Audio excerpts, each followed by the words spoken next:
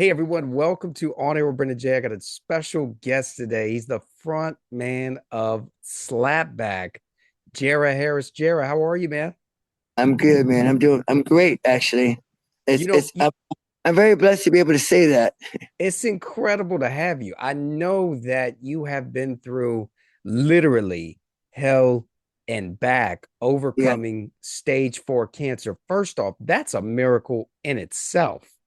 yeah, it is. It is. They actually said they hadn't seen that much cancer in a long time. So I could tell my oncologist was even a little bit shocked how I recovered, but it was a journey.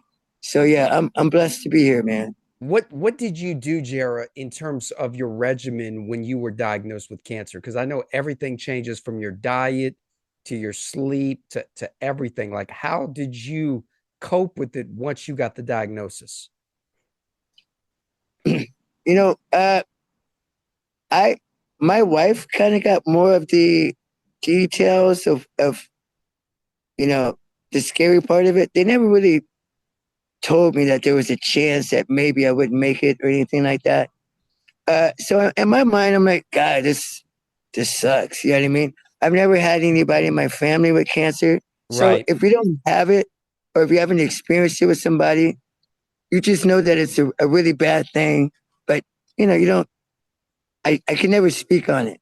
So I was right. kind of like, yeah, this. No one wants to hear that word. But yeah, first person I told was my mother-in-law, and Wow. she's not a very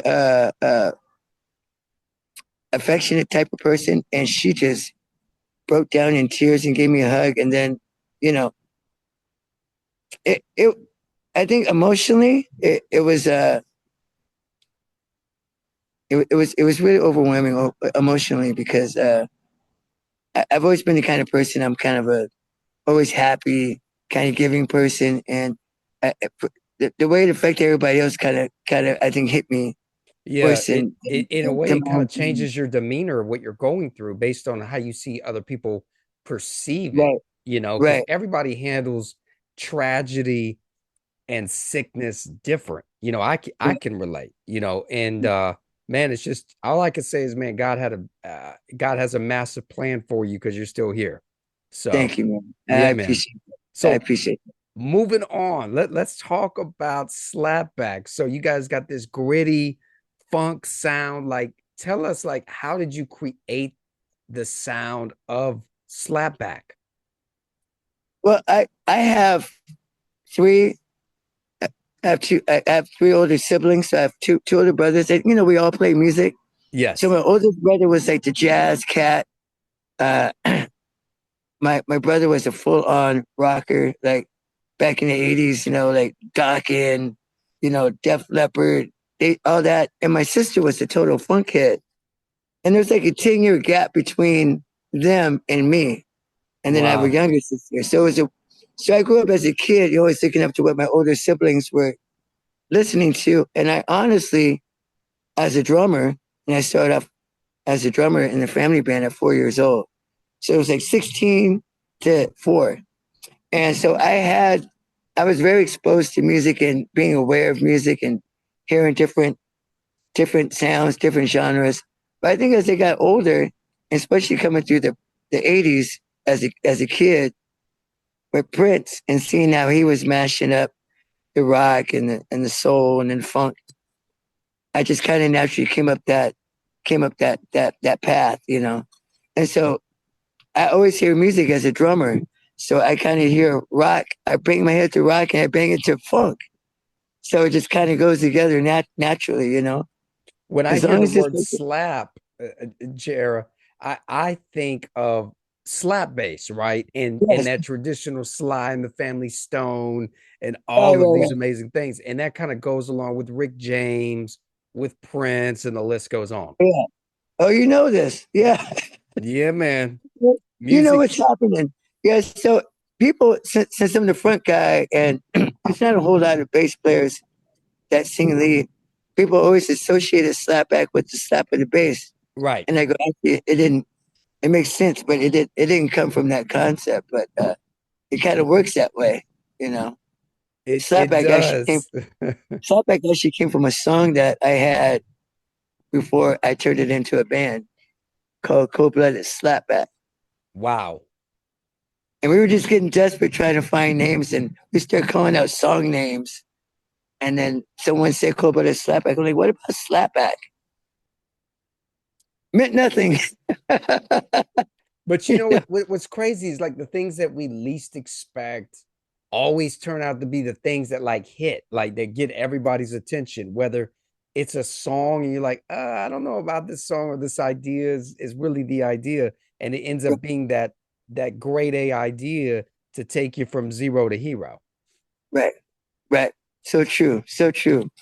And but SlapBAK's been through a lot of different phases, and the whole ironic thing about Randy is Randy was the only other person that came to the table when we were about to sign with Warner Brothers. So we had no negotiating power because no one else was trying to sign SlapBAK back in the '90s, Right. and we had like 26 labels all pass on us, and they're like, "We like it. 26 labels. That is Yeah, crazy. yeah," and they're like, "We like it. It's just not what we're looking for right now." I mean, they Right. all said the same thing, Right. and our thing has always been live, and Warner Brothers happened to be at a show where we were playing and caught us live. That's the only reason why they even stepped in the game. But Randy was with Columbia at the time. He was an A&R guy at Columbia. Randy And Jackson. And for all of you that he's saying Randy, but for all of you out there, Randy Jackson, best known for Journey, American Idol, recently Name That Tune, is right, actually managing SlapBAK. right. So So it's go ahead, tell us, Jared, it's like very how. it's very. I'm sorry. Go ahead. No, I was gonna say like this is so interesting because when I think of Randy, everybody knows he's an incredible record producer Right. and just an incredible musician. But to Yeah. I see agree. him put on the managerial hat and not only provide you guys with management, but also to be that vision to kind of take SlapBAK to the next level is Right. pretty cool. Yes. Most people didn't know Randy as a manager, but he managed some pretty heavy artists. Mariah Carey, Nikki Yeah. Costa, and so Randy kind of stepped to the table late in the game, but we're already kind of knee deep with going with Warner Brothers. But Randy and I kind of became friends where we would, I would go sit in his office all the time and just, kind of just kick it. And then we lost touch. And then I reconnected I see him every once in a while, like 5, 7 years later, I run into Randy, like, hey, what's up? And last time I saw him, I was an MD for Jordan Sparks. And Oh I was wow. playing, and I was a musical. So we did a show. She had that Nowhere. There song. we go. Nowhere. Chris Brown, Yeah, Jordan Sparks right there. yeah. So we did a show. We did an episode on American Idol where we did No Air with her and Chris Brown. Uh-huh. So we're up there sound checking, and Randy yells across the whole, "Shara, where you been, man?" And they're just like, You're like, what? you know what I mean? And it's funny because like, hey, Randy, what's happening? And then that was in 2008, and we hadn't talked since. Wow.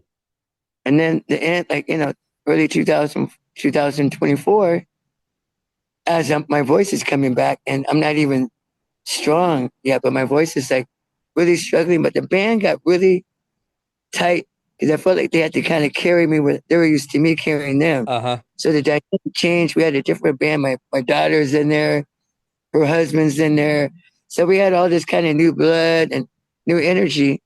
And randomly, the worst video for going viral went viral. It's like a 2.5 hour streaming of us at a club in Laguna Beach. And Randy, it went viral and it started taking off, and Randy happened to see it. So I get a call from a private number. I'm like, private number? I never get private number. Who sees private numbers anymore, right? I didn't answer it. And then I get a text the next day. Hey, is this you? Is this still you? I'm like, that was some spam. I'm like, who's this? It says Randy Jackson. I'm thinking, no, I didn't know that yet. He called me again after that text. He called Wow. me again And I just happened to pick it up this time because I was just curious. He was calling from a private number. He goes, "Hey, Jared, this is Randy." And I used to play with Randy Jackson, Michael Jackson's younger brother. That was my first big gig, was playing with Michael Jackson's younger brother, Randy Jackson. And so I didn't know which Randy it was. And I'm talking, trying to pretend like I know which Randy it is. Then the more he talked to him, I realized it's Randy from American Idol. I'm like, "Randy, Jared, how you been, man?" And we just talked for like an hour. But the whole time in my head, knowing Randy and the status and what he does, there, the reality side of me was like, why is he calling? Why is he calling me? Just because he saw that the band is good. It didn't make any Right. sense. Right. Because I've been in the game for 30 plus years. So it didn't make any sense that he would be calling me. And so, you're like, "Hey, we should catch up." I'm like, "Cool, cool, cool." Got off the phone. He called me like maybe 5 days later, just talking about funk. And I'm thinking, why is Randy calling me? This didn't make any sense. And then the third call, he's like, "Hey, let's get together for lunch. I want to talk. I like to see you guys. I like to see you win." And I'm like, this is strange. And I went and met with him, and he's like, "You guys have a manager?" I'm like, "No, I'm your manager now." And we did a handshake deal at the table, and it's been on to the races from that point on. That's Weirdest thing. incredible. So crazy. It is crazy, but that's the thing that I think that a lot of people don't really understand, especially about the world of entertainment. Never burn bridges because someone you meet, you know, 20 years that you met literally 20 years ago, Right. now 30. fast forward to 2025 and they're managing you now. Right. And That's just it's wild. crazy. It's crazy. It It's is crazy. crazy. I mean, I literally have met people like when I first moved to LA back in like 2008, 2009, and then nothing happens for this long period of time, and then all of a sudden they just show up randomly, and it's like being in the right place at the right time. Right. Right. Right. So it was really interesting because we've been after Warner Brothers, I went completely independent and we just kind of had that mindset. So it was really interesting. Randy kind of came back, brought SlapBAK a little structure back and had us thinking about different things that we just, industry changed. We weren't worried about radio. We weren't, none of that stuff. We were like on a whole different journey. So it was really interesting. Randy even stepped into like a project like us, but it makes sense now. He sees the value and where this thing can go. I mean, to talk about a Right. comeback kid story to the fullest, right? To the That's fullest. what I see with this. After reading the articles that I've read, and when I got the call about doing this interview, I was like, man, this is super cool because I've never really interviewed someone that has overcome cancer like you have, or tragedy, or whatever it might be, and you're Right. still pushing forward. That shows the drive, being relentless, determined, and not giving up. And I think that really commends to your character of who you are, not just as an artist or a creative musician, but as a person as a whole. Oh man, thank you. I appreciate that Yeah, man. So a what's lot. next for Slapback, Jara? Well, right now, man, we're just getting ready. The record's coming out. Yeah. We June 28th, we're doing like a celebration for the release of the record, Funk Lives Matter. And it's really cool because at first Randy and I kind of were not battling, but just kind of going back and forth about what the vibe of the band should be. Maybe change it up, because the name is somewhat known. We didn't break into commercial success, but it's one of those things where like a lot of people know who SlapBAK is. So we kind of want to maybe rebrand it and stuff like that. So we went back and forth for about 6 months just with ideas and everything. Wow. And we just kind of decided that the love for SlapBAK really comes from the funk audience. And it's not a big, commercial audience. But people like Bruno Mars, they kind of put it back on the map, and kind of brought it back to the commercial. Lizzo and different artists, Anderson .Paak, they've all kind of brought it back. Yeah, there you go. Bruno and Anderson .Paak working together. There it is. Right, Yeah. right. So Yeah. it kind of made sense that we just kind of maybe just lean into it and do a funk record. Hey, I got a And question for you. When yeah, Randy called you up, did he say, "Yo, dog"? Like he did. Remember, he used to do that all the time on Idol. I was like, "That's Randy." You know. it's so Randy, man. And it's funny because I'm thinking to myself, he's talking to me like we just talked yesterday. I'm like, Right. it was there like 15 years since we talked last. Hey, But man, talk about restoration, just knocking the dust off the cobwebs without question. Jera, what are your thoughts on AI? I've been asking this question literally to everybody I interview. And I'm really curious man, because you're a traditional musician. Uh, yeah, I see AI as being a tool to use, not for right, final recording, but to right. provide like a skeleton of a demo, especially like if I'm a songwriter and I'm trying to Okay, pitch you a song and I'm like, hey, what do you think about this song? I wrote the lyrics, I came up with the melody. Of course, we need to take it to that next level, but there's times where, and the way I look at it is like, okay, you got to get a session musician vocalist in. Well, what if you right, don't have time to get in the studio? What if right, Jared's slapback only giving you 24 hours to send him something? And if right. you don't get it over there in the 24 hours, you miss the deadline. So what are your thoughts on AI? I think that AI, just like everything else, Yeah. every with technology, there's great things about it, and there's people can also abuse it. You know what I mean? But Yeah, yeah, yeah. like your point is great. Like if you're a singer and you don't have the means to write music, and you have a melody, and you can use AI to create a track for you to help write your song, I think is great. I come from such a different place because I play drums, bass, keyboards, guitar.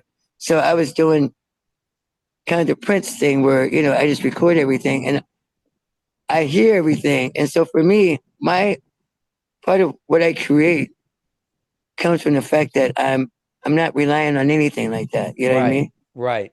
It's uh but I think AI is really can be a great tool, especially like on the technical side for me, like say engineering or mastering. That's not Yes. that's not my forte, but AI can take my track and To do the the math. next So, level, yeah, podcasting, all yes, vocals in general. But you know what's right. wild, Jera, I got to share this with you, right? So I was reading an article, and out of all of the record producers and people in the music industry, right? Timbaland launches the first AI Artist. recording artist as a female artist, right? Because he's this iconic record producer and songwriter, and they put this together. And I think this is the future of where things are kind of going. Yeah, it's kind of crazy. It's But wild, man. by the Before way, I was before gonna you know it, you don't need a slap back on stage. You got the AI slap back. No, I'm kidding. yeah. I'm kidding. You How about missed. that? Just in time for me to retire. I know. Just in time. Just give me. Yeah. Just, Oh, just give by me the the way, publishing checks, right? by the way, this is our keyboard player. My wife. Hey, She's the how are one. you? Welcome to the She's show. the one who got me through the through the cancer and back to the stage. So Incredible. yes, she also Incredible. she's When we been playing first keyboard.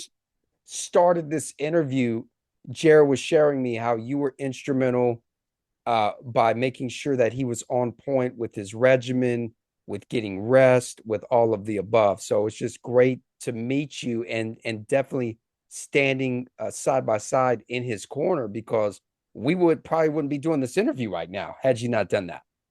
Right, right, exactly. Yeah, it was. We were just talking about the journey earlier, and it's just it's stuff like this that whenever I do my treatments and come out of radiation and see, my son and her waiting for me, that and people with all the support and the band just wanting to get on stage so bad gave me the push to, Yeah. get through it because it was a heavy thing, man. Yeah, man. Well, it sounds like you guys got the right attitude in the new music. You've got the right guidance with Randy Jackson. And please tell Randy I said hello. We'll have to get him on the I show next will. time. I will. And where can we follow you on social media, Jara? We have Instagram SlapBAK, just /SlapBAK, Facebook, SlapBAK.com. You can get the vinyl now, actually. So, Jared, I know you got some exciting news.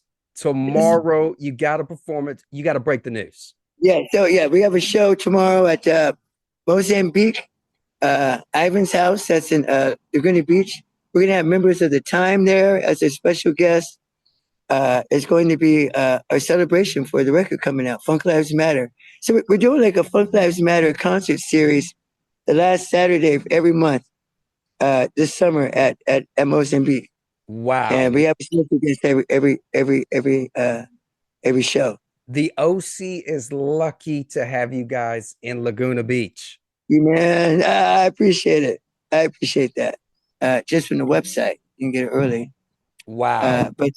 But it'll be the full releases. I think July 7th, I think, or July Okay, so just 6th. coming up in a few weeks. Yeah, Sounds good.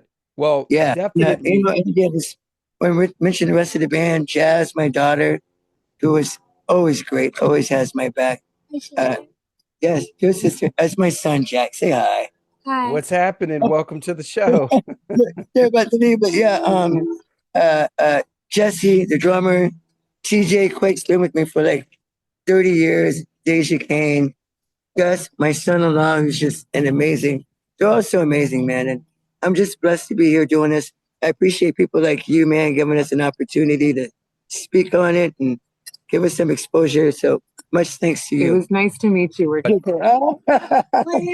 definitely, Jared, what advice? The last question I got for you, man, and I really appreciate this interview and thank you for the opportunity to kind of break Absolutely. this story. What advice do you have for that artist out there that has hit so many roadblocks, that wants to just throw in the towel, give up? What would you tell them and why? If it's really in your heart to do what you're doing, just do it for that. Because you have to have such thick skin for the ups and I mean it's such a roller coaster. And sometimes it gets so high and the drop is so deep, man. But for me, I've always felt my heart that is something I'm gonna do, whether I get to where I want to get or not. And usually if you do that and stay on it, opportunities will come your way. Absolutely. It may not be that what you're aiming for, but I say, if you feel it, you do it. You just keep doing it and things happen. Hey, it's the pinnacle of success, right? It never happens when you desire it to happen, right? You But yeah, just it's a and roller then coaster. I heard that the dude who did Kentucky Fried Chicken, that Oh, didn't Colonel happen for Sanders, yeah, yeah, until he was 67. I know. And That is and I heard that wild. story, I'm like, oh, I'm still early. Yeah, I've got a few you know? decades left. Yeah, right, right. So yeah. Awesome. Yeah, I say never give up. Even when it comes to the cancer, I know they can beat people up. You get sick Yeah. and you have everything stripped from you that you're used to doing, and you just have to always look forward, man, and just you know what I mean. Whatever you believe in, I happen to be a believer, so that helped me too. Hey, man, I'm a believer all day long. Without God, we're And- nothing. right? That's just I'm the with you, bro. reality of it, and I look at the recent tribute that they did for Jamie Foxx, and Tank up there as Ray Charles, like Jamie was in the Oh movie yeah, Ray. It was just yeah, an incredible performance, but seeing the humility from Jamie accepting the award after the performance and stuff, I mean, you can't make that up. And I always right, say right. this: Yeah, authenticity triumphs over everything. I love it, man. Yeah, That's it's it, real. man. Well, Yeah. I think we got a full-time 24/7 365 new fan of On Air with Brandon J. Jared Harris SlapBAK. I appreciate you, man. Thank you, bro. I appreciate you, man. Let's do it again. Yes, I think Randy absolutely. guys here, but we'll make sure we'll get him on there next time. Yeah, we do. Tell Randy, yo, dog, I said he's got to be on the show next time. For sure. For sure. All right, Brandon, thank you so much, man. All right, Jared Harris, we got music after the break. Stay tuned. Goodbye for now.